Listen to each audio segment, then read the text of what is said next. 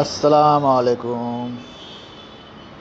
আজকে ৬টা রোজার প্রথম সেহরি রাত্রের বেলা।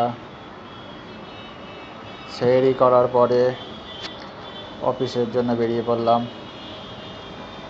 অফিসে একটু বাইরে একটু হালকা করে এদিক ওদিক ঘুরে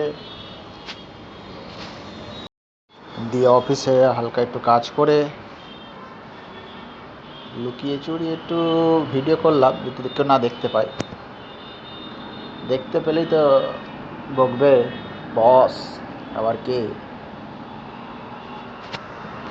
দিয়ে সেহরির টাইম হয়ে গেল, তো বেরোতে হবে। এবার সেহরির টাইমে বেরিয়ে বাস স্টেশন চলে এলাম। অফিস থেকে বেরিয়ে বাস স্টেশনে এসে একটুখানি নিজেকে দেখে নিলাম যে সব ঠিকঠাক আছে কি না। না, সব ঠিকঠাক আছে রোজা রেখে। দিয়ে বাসে উঠে পড়লাম।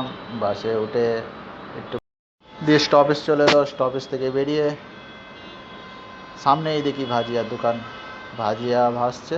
তো মনে হলো কিছু নিয়ে যাওয়া উচিত ইফতার করার জন্য, ইফতারের জন্য। দেখি ভাজিয়া ভাসছে, তখন একটা কথা মনে পড়ে গেল যে এরম গরম গরম ভাজিয়া ভাসছে, একদিন হয়তো আমাদেরও তো ভাসতে পারে। তার জন্য কিছু একটা পুণ্য কাজ করছি। আল্লাহই ভালো জানে কাকে কী কীরম কী রাখবে, কাকে কীরম ভাজবে, কাকে কী করবে। সে আল্লাহর হাতেই ছেড়ে দেওয়া ভালো। আমাদের কাজ আমাদের করে নিতে হবে। যাক,